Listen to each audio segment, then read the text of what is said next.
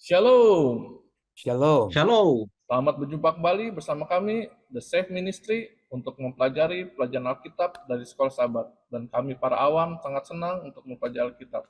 Dan pada minggu ini kita akan mempelajari pelajaran Sekolah Sahabat pada pelajaran kedua dengan judul Rencana Agung Allah yang berpusat pada Kristus. Dan sebelum kita mulai, kita akan berdoa buka yang akan dipimpin oleh Pak Tobi. Mari kita berdoa.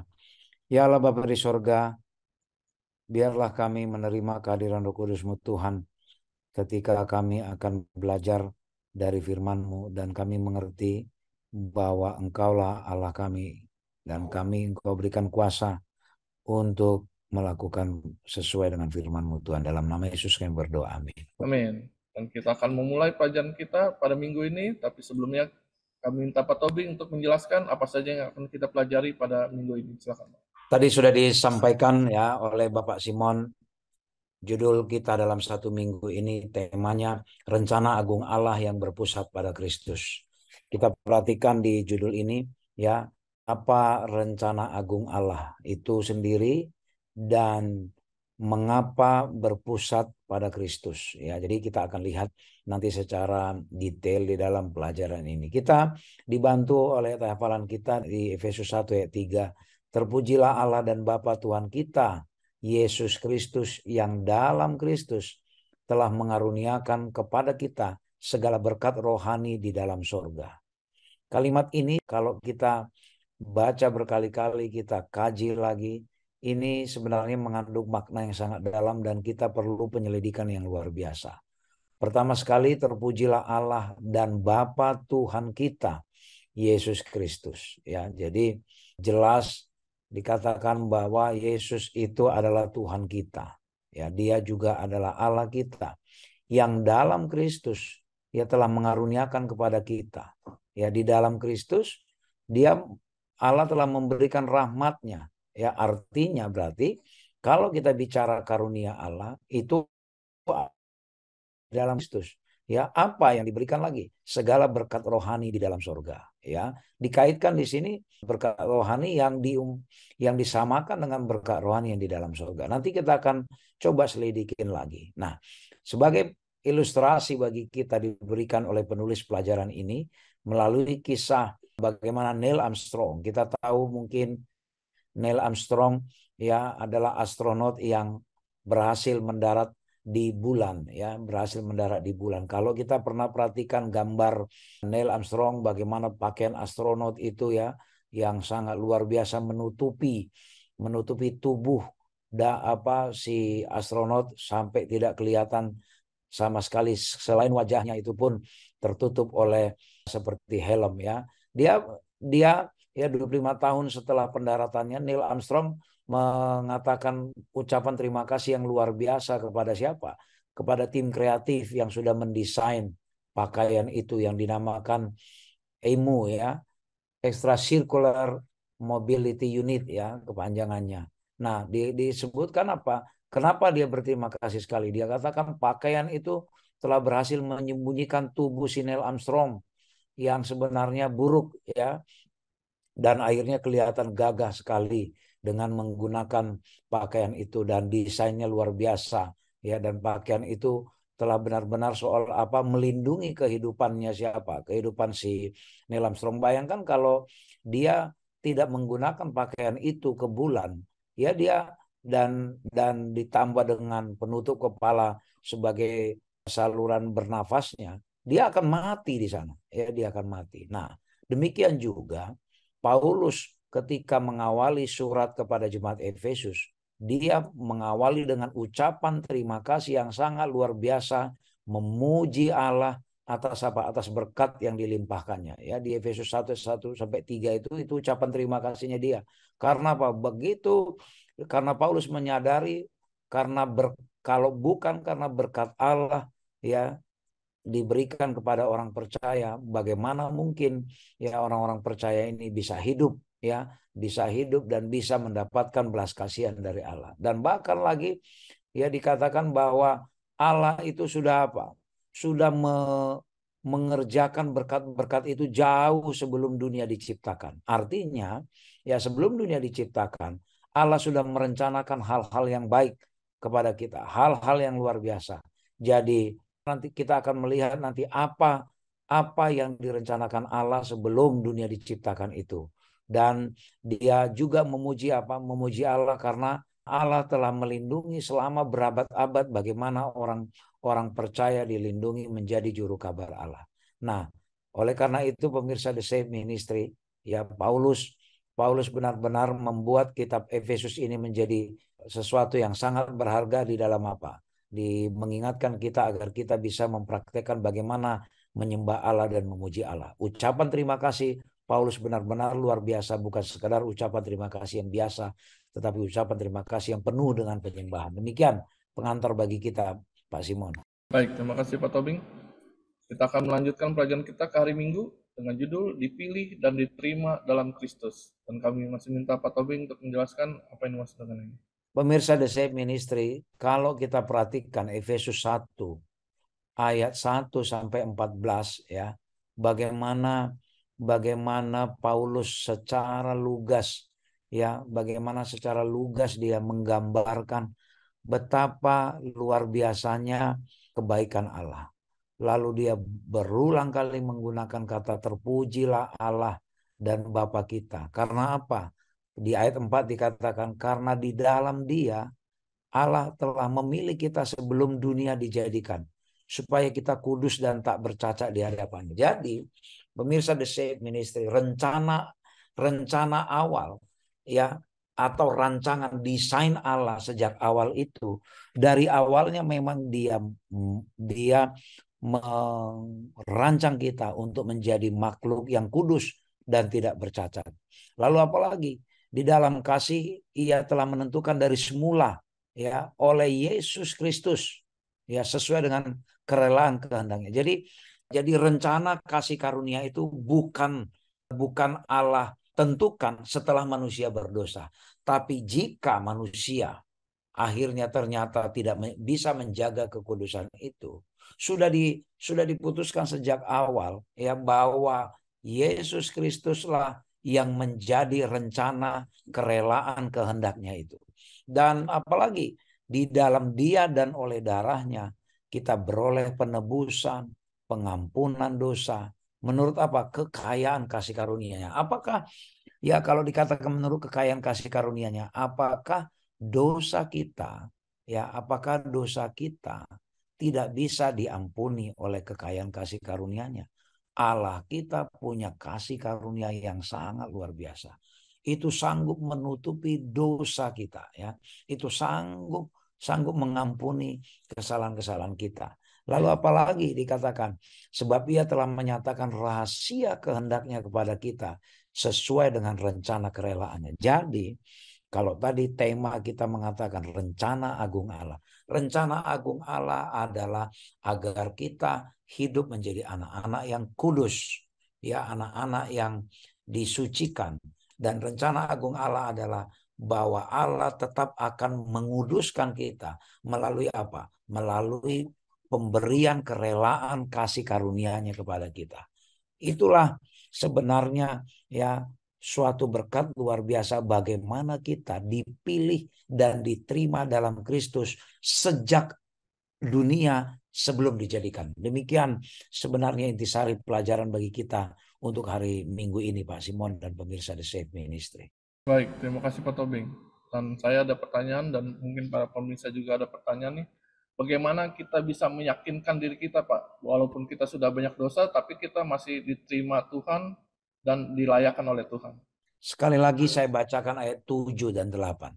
Sebab di dalam Dia dan oleh darahnya kita beroleh penebusan, yaitu pengampunan dosa menurut kekayaan kasih karunia-Nya, ya, yang dilimpahkannya kepada kita dalam segala hikmat dan pengertian. Ya, kita kembali bertanya terhadap pertanyaan Pak Simon ini. Apakah kekayaan kasih karunia Allah ya lebih sedikit ya atau tidak sanggup untuk menutupi dosa kita? Kekayaan kasih karunia Allah sangat-sangat berlebih, dikatakan apa? Dilimpahkan ya. Kata yang digunakan adalah dilimpahkan. Kalau namanya dilimpahkan itu menutupi, melebihi dari yang kita minta. Jadi kalaupun kita sudah jatuh ke dalam dosa, Allah kita telah memilih kita dan menerima kita sebagai anaknya melalui Kristus, dan dia telah memberikan kasih karunia-Nya secara berlimpah untuk menutupi dosa kita yang sangat banyak itu. Jadi tidak perlu ada yang kita ragukan selama kita kita datang untuk menerima kasih karunia Allah itu. Demikian Pak Simon. Terima kasih Pak Tobing. Dan kita akan melanjutkan pelajaran kita ke hari Senin dengan judul Penebusan Mahal, Pengampunan Melimpah. Dan kami minta Pak Fajar untuk menjelaskan apa yang dimaksud dengan ini. Silakan. Iya Pak Simon dan pemirsa The Safe Ministry ya. Bagaimana Rasul Paulus itu memberikan satu nasihat-nasihat yang terbaik kepada Efesus dan menerangkan surat Efesus ini bahwa dosa itu telah menjadi satu kekuatan yang gelap dan mendominasi akan kehidupan para pembaca maupun pendengar Rasul Paulus itu sendiri. Paulus dapat menggambarkan mereka dalam kondisi sebelumnya sebagai orang mati yang berjalan, ya. Orang mati yang berjalan, mati karena pelanggaran-pelanggaran akan dosa-dosanya. Mereka itu dijauhkan dari hubungan yang sangat begitu akrab dengan Tuhan. Namun karena mereka melanggar akan perintah Tuhan, sehingga mengakibatkan mereka sudah berdosa. Karena sudah berdosa, mereka kehilangan akan kemuliaannya. Jadi kemuliaan Kristus yang semula itu meliputi manusia, menjadi satu baju ya yang melindungi dari segala kekotoran, pada akhirnya itu terbuka, kemudian ya sudah tidak layak lagi ya memiliki baju kemuliaan yang diberikan oleh Tuhan. Nah, oleh karena itu mereka membutuhkan seorang penyelamat atau juru selamat, yang mana juru selamat ini yang akan memberikan pengampunan, penebusan kepada manusia yang sudah jatuh dari dosa ya. Nah, kata Yunani yang diterjemahkan penebusan di dalam Efesus 1 ayat 7 itu adalah apolutrosis, yang awalnya digunakan untuk membeli kebebasan seorang hamba ya. Membeli kebebasan seorang hamba atau membayar untuk membebaskan seorang tawanan. Nah, inilah yang menarik. Mari kita coba baca kembali dalam Efesus 1 ayat 7 sampai ke 8 ya. Sebab di dalam Dia dan oleh darahnya kita beroleh penebusan, yaitu pengampunan dosa menurut kekayaan kasih karunia-Nya yang dilimpahkannya kepada kita dalam segala hikmat dan pengertiannya. Jadi kita tahu bahwa di dalam Kristus dan oleh karena pencurahan darahnya di atas kayu salib itu, maka kita itu akan memperoleh satu penebusan atau pengampunan dosa. Karena memang menurut kekayaan daripada kasih karunia yang diberikan Dia kepada manusia yang sudah jatuh dalam dosa.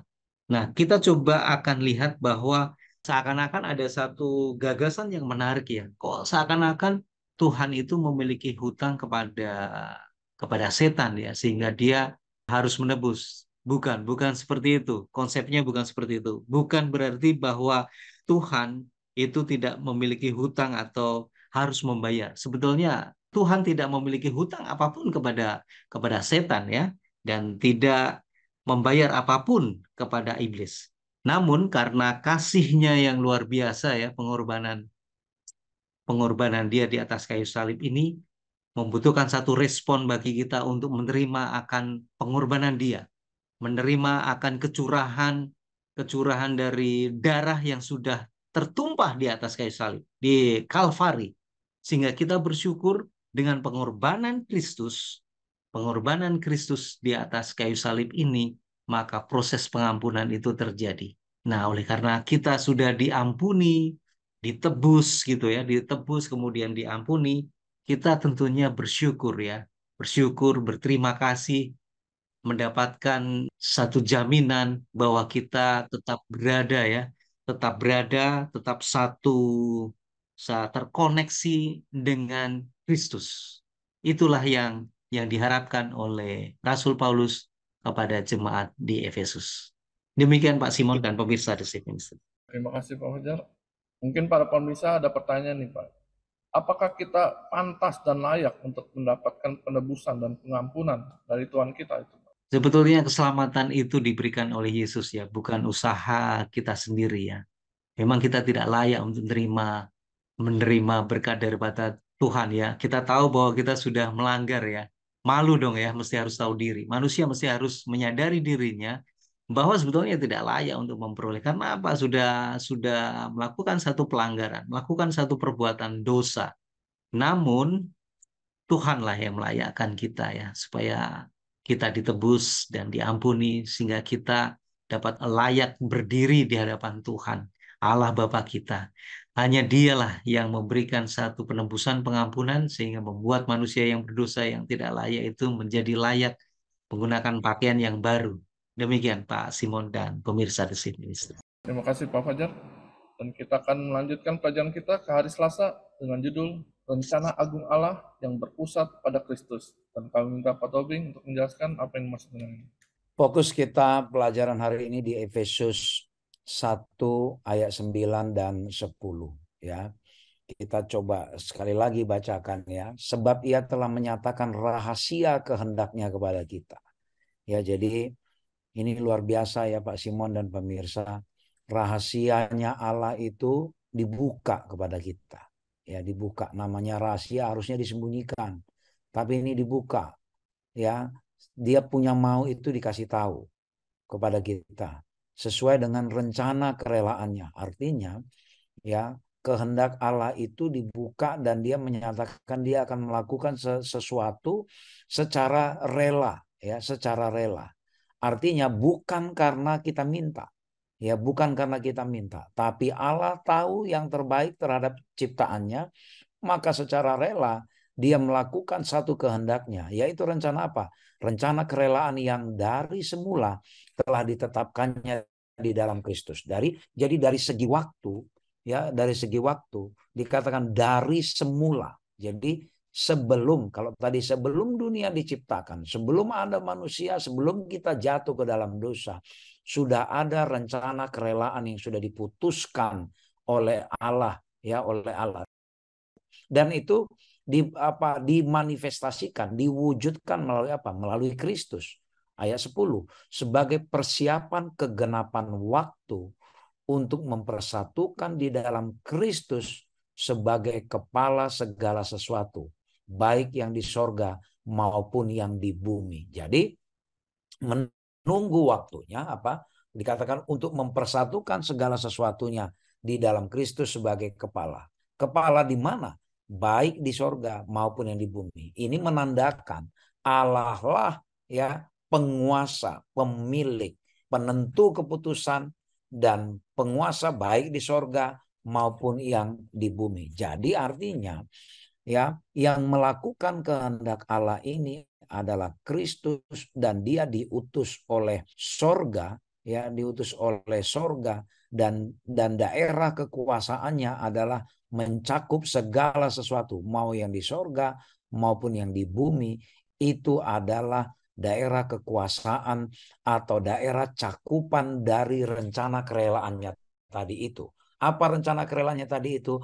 Yaitu Kristus sudah disiapkan menjadi korban seandainya kita jatuh ke dalam dosa. Kristus sudah disiapkan menjadi korban, darahnya sudah siap menebus kita untuk mengampuni kita. Jadi pemirsa The Save Ministry ini sangat luar biasa. Ya, ini sangat luar biasa ketika kita kembali mengingat rencana agung Allah itu apa? Yaitu ada pada Kristus. Yaitu apa? Darahnya siap untuk menebus kita dari segala dosa kita. Demikian Pak Simon, ringkasan dari pelajaran hari ini. Terima kasih Pak Tobing. Dan saya ada pertanyaan nih Pak. Bagaimana nih saya dapat terlibat dalam rencana agung Allah ini? Sehingga saya juga ikut dapat berperan di dalamnya Pak. Baik, bagaimana supaya kita bisa terlibat? Oleh karena ini adalah pemberian cuma-cuma. Tadi adalah rencana kerelaannya. Ya, sebenarnya ini sudah langsung diberikan, ya, sudah langsung diberikan. Kita terima atau tidak, ini sudah langsung diberikan. Tapi apakah rencana kerelaan itu akan bekerja di dalam hidup kita adalah jika kita menyerahkan diri kita, mengakui Allah sebagai Bapa kita dan Yesus Kristus adalah sebagai kasih karunia kita, maka kita akan terlibat menjadi bagian dari proses kehendak Allah, yaitu karena kehendak Allah sejak awal adalah bahwa kita hendaknya kudus, suci, ya, dan kita bagaimana cara Allah menyucikan kita yang sudah jatuh dalam dosa ini, yaitu melalui kasih karunia-Nya. Jadi artinya marilah kita terima kasih karunia Allah yang diberikan cuma-cuma itu, akhirnya kita terlibat, kita berperan di dalam rencana agung Allah itu. Demikian Pak Simon. Terima kasih Pak Tobing, dan kita akan melanjutkan pelajaran kita ke hari Rabu dengan judul Hidup dalam Memuliakan Keagungannya. Dan kami minta Pak Fajar untuk menjelaskan apa yang dimaksud dengan ini. Iya, Pak Simon, terima kasih. Dan pemirsa The Safe Ministry ya. Tentunya kita tahu bahwa rencana agung Allah yang berpusat pada Kristus itu menjadikan kita hidup di dalam Kristus, dan bagaimana kehidupan kita itu memuliakan, mencerminkan akan keagungan daripada Dia. Ini yang sangat luar biasa ya. Di dalam Kristus kita mendapatkan bagian dari janjinya dan bekerja menurut kehendaknya, dan juga bagi kemuliaan daripada Dia. Mari kita coba baca dalam Efesus 1 ayat 11 dan 12 ya. Ayat ini sangat bagus sekali Pak Simon. Aku katakan di dalam Kristus, karena di dalam Dialah kami mendapat bagian yang dijanjikan. Kami yang dari semula ditentukan untuk menerima bagian itu sesuai dengan maksud Allah, yang di dalam segala sesuatu bekerja menurut keputusan kehendaknya, supaya kami yang sebelumnya telah menaruh harapan pada Kristus boleh menjadi puji-pujian bagi kemuliaannya. Ini kata-kata tulisan-tulisan Rasul Paulus ini sangat luar biasa sekali ya. Paulus ingin sekali memperkuat identitas orang-orang Efesus supaya mereka menjadi orang Kristen atau orang-orang yang beriman, yang percaya bukan saja kepada korban dari keputusan yang sembarangan dan sewenang-wenang bahkan oleh berbagai dewa atau berbagai kekuatan astral lainnya, namun mereka adalah anak-anak Allah itu sendiri. Jadi sebetulnya Paulus itu memberikan satu tantangan bagi jemaat Efesus, menguatkan identitas mereka bahwa mereka itu sebetulnya adalah anak-anak Allah. Namun karena pelanggaran dosa ini mereka terpisah, sehingga mereka itu tidak bisa disebut menjadi anak-anak Allah karena memang pelanggaran mereka akibat dosa. Namun oleh karena kedatangan Yesus di atas dunia dan yang sudah ditentukan pada sejak awal, pengorbanan Kristus ini memberikan satu penebusan bagi seluruh manusia yang berdosa, menebus mereka dari dosa, kemudian memberikan satu jaminan akan janji keselamatan. Sehingga anak-anak Allah yang sudah berdosa itu tadi memiliki satu akses kepada banyak berkat melalui Kristus. Dan tentunya ini merupakan satu nasihat untuk memenuhi akan kehendak Allah, sehingga mereka dapat memperoleh satu janji, jaminan keselamatan, kehidupan kekal di atas dunia ini, dan kelangsungan hidup kita semuanya di atas surga nanti. Nah, oleh karena kita dikembalikan menjadi anak-anak Allah, oleh karena pengorbanan Kristus di atas kayu salib, tentunya kita ingin menyuarakan ya, memberikan satu puji-pujian, ucapan syukur, terima kasih kepada pengorbanan Kristus, sehingga kita memancarkan akan kemuliaan Kristus dan mengagungkan namanya. Jadi setelah kita ditebus oleh Kristus, Pak Simon, Paulus juga mengharapkan kepada orang-orang Efesus supaya mereka menjadi anak-anak Allah yang rindu untuk menyampaikan pekabaran ini kepada semua orang. Melalui kehidupan mereka, kehidupan, lagu-lagu pujian, doa yang selalu mereka layankan, mereka menjadi satu teladan contoh bagi orang-orang lain. Demikian Pak Simon dan pemirsa The Safe Ministry. Terima kasih Pak Fajar. Dan saya ada pertanyaan juga nih Pak. Kita kan telah menjadi milik pusaka Allah. Tapi apakah ada sesuatu yang bisa kita dapatkan dalam kehidupan kita saat ini Pak? Iya, menjadi milik pusaka Allah. Apakah sesuatu yang bisa kita dapatkan dalam kehidupan kita ya?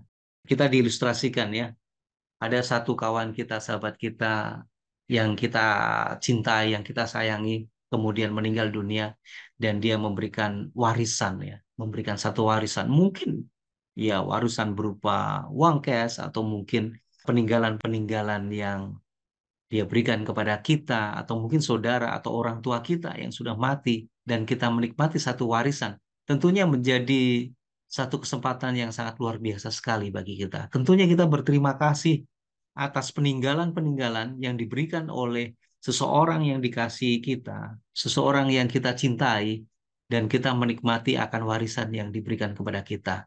Kita sebagai umat-umat Tuhan juga seperti itu. Tuhan Yesus yang sudah mati di atas kayu salib memberikan satu warisan bagi kita, jaminan keselamatan ya atas pengorbanan Dia, janji kehidupan kekal di atas dunia maupun di kerajaan surga nanti. Ini menjadi satu tolak ukur bagi kita. Kita berterima kasih atas berkat yang begitu melimpah ya. Dan ya Rasul Paulus juga menginginkan bahwa kita bukan hanya kita saja yang menikmati warisan yang diberikan oleh Tuhan Yesus, namun banyak orang-orang lain yang belum mengenal akan Kristus juga memiliki satu kesempatan hak akses untuk mendapatkan warisan yang diberikan oleh Yesus di atas kayu salib. Oleh karena itu, saya jawab bahwa pusaka Allah, bahwa warisan yang diberikan oleh Kristus kepada kita semuanya itu patut kita layak, kita akan peroleh dan kita juga bagikan kepada orang lain. Demikian Pak Simon dan Baik, pemirsa The Safe Ministry. terima kasih Pak Fajar. Dan kita akan melanjutkan pelajaran kita ke hari Kamis dengan judul Roh Kudus, Materai, dan Uang Muka. Dan kami masih minta Pak Fajar untuk menjelaskan yang dimaksud dengan ini. Silakan. Ya, ini menarik sekali ya. Roh Kudus, kemudian tentang materai dan uang muka ya. Mari kita coba baca dalam ayat yang di dalam Efesus 1 ayat 13, surat yang ditulis oleh Rasul Paulus kepada jemaat Efesus. Efesus 1 ayat 13 dan 14. Di dalam Dia kamu juga, karena kamu telah mendengar firman kebenaran, yaitu Injil keselamatanmu. Di dalam Dia kamu juga, ketika kamu percaya, dimeteraikan dengan Roh Kudus yang dijanjikan itu. Dan Roh Kudus itu adalah jaminan bagi kita sampai kita memperoleh seluruhnya, yaitu penebusan yang menjadi milik kita Allah untuk memuji kemuliaannya. Banyak kata-kata dari Rasul Paulus ini ya, kata-kata yang sangat begitu indah ya. Jaminan, kemudian Injil keselamatan, Kristus, hidup di dalam Kristus. Banyak sekali di dalam tulisan-tulisan Rasul Paulus itu dalam suratnya ke Efesus ya. Bagaimana dia memberikan satu tantangan bagi jemaat Efesus untuk tetap menaruh pengharapan kepada Kristus yang memang sudah ditentukan sejak mula sebagai juru selamat bagi umat manusia yang sudah jatuh di dalam dosa. Nah, sekarang pertanyaan adalah bagaimana kaitannya antara materai dan uang muka ini ya, Roh Kudus yang dijanjikan oleh Kristus ya kepada jemaat Efesus, bahkan ini apa kabaran ini untuk kita semuanya. Pentingnya Roh Kudus dalam kehidupan orang percaya dan kehadirannya dalam kehidupan kita ya sebagai umat-umat Tuhan. Roh Kudus itu bagaikan sebuah materai yang pertama ya, bagaikan sebuah materai. Materai ini kalau pada zaman sekarang itu digunakan untuk memberikan keabsahan atau validasi. Itu bisa dalam bentuk surat ya. Banyak surat-surat yang kita buat misalnya untuk ke bank atau mungkin bahkan surat kerjasama kontrak itu kan mesti harus dibubuhi sebuah materai. Itu menandakan bahwa isi surat itu sangat sah, valid itu ya, memiliki kekuatan hukum yang tetap, Nah, sekarang kita itu dimeteraikan dengan Roh Kudus. Artinya bahwa kita itu adalah milik Tuhan, dimeteraikan oleh Roh Kudus. Bahwa kita itu sah, valid, bahwa semua manusia yang sudah menerima Kristus itu dimeteraikan dengan Roh Kudus, bahwa itu adalah bukan milik daripada setan, tapi sah dan valid adalah milik Kristus. Dan sebagai seseorang yang sudah menjadi milik Kristus, tentunya kita juga memiliki satu kewajiban lainnya. Yang kedua, Roh Kudus adalah jaminan warisan kita. Ya, jaminan warisan kita. Memberikan satu jaminan itu seperti halnya misalnya kita akan memberikan satu transaksi. Kadang-kadang kita memberikan satu uang muka, tanda jadi. Artinya bahwa kita memberikan satu jaminan kita akan membeli. Misalnya membeli sesuatu. Oh, ya udah kalau gitu uang muka dulu. memberikan satu jaminan bahwa kita akan melakukan satu transaksi seperti itu. Artinya Roh Kudus sebagai jaminan warisan bagi kita yang mula-mula bahwa kita memiliki satu janji jaminan diberikan Roh Kudus, menerima janji keselamatan yang pada akhirnya kita nanti satu saat nanti pada waktu Yesus datang pada kali yang kedua kita akan memperoleh secara penuh. Secara penuh. Artinya janji keselamatan, kehidupan kekal kita akan menerima secara penuh. Lunas semuanya ya. Jadi Roh Kudus diberikan kepada umat manusia untuk saat ini menjadi satu uang muka. Sebagai tanda jadi jaminan bahwa kita nanti akan memperoleh satu keselamatan secara utuh. Ya, kehidupan kekal yang dijanjikan oleh Kristus. Demikian Pak Simon dan pemirsa The Safe Ministry. Terima kasih Pak Fajar. Dan mungkin ada pertanyaan dari para pemirsa nih, bagaimana nih kita mendapatkan materai Roh Kudus itu dalam kehidupan kita yang penuh dengan dosa ini, Pak? Bagaimana kita mendapatkan materai Roh Kudus dalam kehidupan kita yang penuh dengan dosa ini? Sebetulnya materai ini diberikan oleh Allah itu sendiri ya. Dimeteraikan oleh Allah. Itu bukan kita mendapatkan, tapi pada waktu kita memberikan respon akan pengorbanan Yesus di atas kayu salib, kita percaya bahwa di dalam Kristus kita akan memperoleh satu keselamatan, baru kita akan diberikan materai yaitu Roh Kudus oleh itu Allah itu sendiri. Jadi tentunya bagi kita ya, kita tinggal memberikan satu respon yang positif akan pengorbanan Kristus di atas kayu salib, sehingga kita membuka satu kesempatan kita dimeteraikan oleh Roh Kudus. Karena apa? Roh Kudus atau penolong yang dijanjikan oleh Tuhan itu akan diberikan ya kepada umat-umat Tuhan pada akhir zaman untuk memberikan satu dorongan, dukungan supaya kita itu lebih kuat ya. Roh hujan akhir memberikan kesempatan bagi kita menginjil, menyampaikan pekabaran Injil keselamatan ini kepada semua orang sehingga kita tidak merasa takut. Oleh karena itu, kita berhak untuk menerima materai daripada Tuhan untuk semakin semangat untuk menyampaikan pekabaran Injil kepada semua orang. Demikian Pak Simon dan pemirsa The Safe Ministry. Terima kasih Pak Fajar. Dan kita akan mengakhiri pelajaran pada minggu ini dan kami minta Pak Tobing untuk merangkumkan apa saja yang telah kita pelajari. Silakan. Pemirsa The Safe Ministry, tulisan-tulisan Rasul Paulus ini memegang peran yang sangat sentral, sangat penting di dalam memberikan pengertian yang benar kepada umat-umat percaya baik di zaman dulu maupun hingga sekarang. Terutama di zaman dulu ketika sebelum zaman Yesus, orang-orang percaya terutama di kalangan Yahudi berpusatkan kepada penyembahan-penyembahan atau pemberian-pemberian korban, di mana mereka masih diberikan simbol bahwa korban itu adalah sebagai tanda keselamatan. Namun ketika Yesus hidup di muka bumi dan lahir, hidup bersama dengan mereka, mati dan bangkit kembali, itu memberikan pengertian bahwa korban itu sudah digenapi dengan hadirnya Yesus di dalam kehidupan umat manusia dan bahkan dia memenangkan itu. Sehingga Rasul Paulus punya tugas yang sangat berat di masa transisi ketika orang-orang umat percaya sebelumnya masih terpatri dengan keselamatan atau pengampunan melalui korban-korban bakaran. Namun sekarang dinyatakan yaitu korban bakaran itu melalui Kristus itu sendiri. Maka bukanlah hal yang mudah untuk menjelaskan ya bagi orang Kristen mula-mula itu bahwa Yesuslah korban itu dan Yesuslah kasih karunia itu. Dan bukan hal yang mudah untuk mengatakan bahwa sejak semula rencana Allah adalah rencana kekudusan dan rencana keselamatan bagi kita. Dan tidak mudah untuk meyakinkan bahwa Yesus sudah ditetapkan jauh-jauh hari sebelum dunia diciptakan untuk menebus kita dari dosa. Dan kita adalah anak-anak Allah yang diadopsi dari hamba yang tadinya hamba menjadi anak Allah.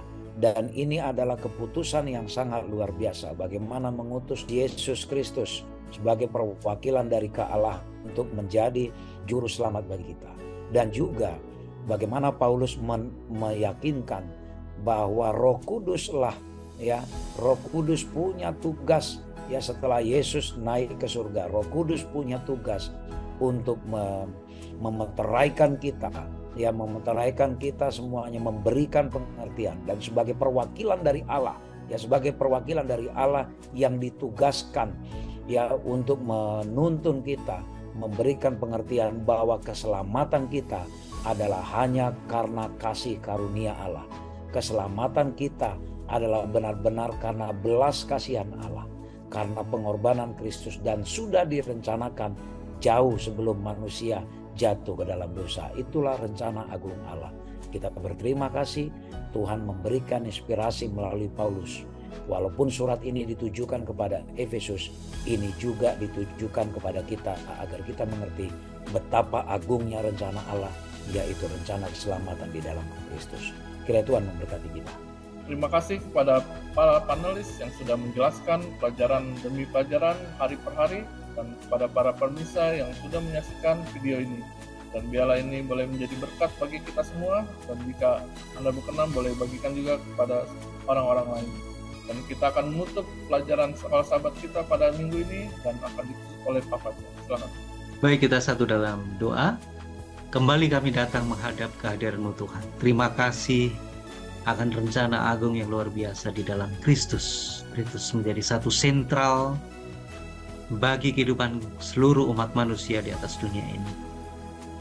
Ajari kami Tuhan supaya kami dapat boleh bersyukur dengan hati kami, dan kami siap untuk menerima tugas Tuhan untuk menyampaikan pekabaran Injil akan janji keselamatan, sehingga kami dapat boleh menerima dengan kerelaan hati kami untuk menerima tugas-tugas Tuhan dan penuh dengan sukacita menyampaikan pekabaran Injil kepada semua orang. Kami rindu Tuhan akan memberkati seluruh pemirsa dimanapun mereka berada, bila mereka juga dapat menerima Kristus menjadi sentral akan kehidupan, kemuliaan, keagungan Kristus, sehingga kami dapat boleh melihat bagaimana Kristus itu juga hidup di dalam kehidupan kami, sehingga kami memancarkan kemuliaan Tuhan, kemuliaan Allah Bapa yang ada di surga, sehingga banyak orang yang akan memuji dan membesarkan nama-Mu. Terima kasih Tuhan, Engkau selalu mendengarkan doa kami. Di dalam nama Yesus kami berdoa dan mengucap syukur. Amin. Amin. Sekali lagi terima kasih kepada para pemirsa yang telah menyaksikan video kami, dan biarlah ini boleh menjadi berkat bagi kita semua. Dan jika Anda suka video ini, silakan like, subscribe, dan komen, dan bagikan juga kepada orang lain. Sampai ketemu minggu depan. Shalom. Shalom. Halo, Tuhan memberkati.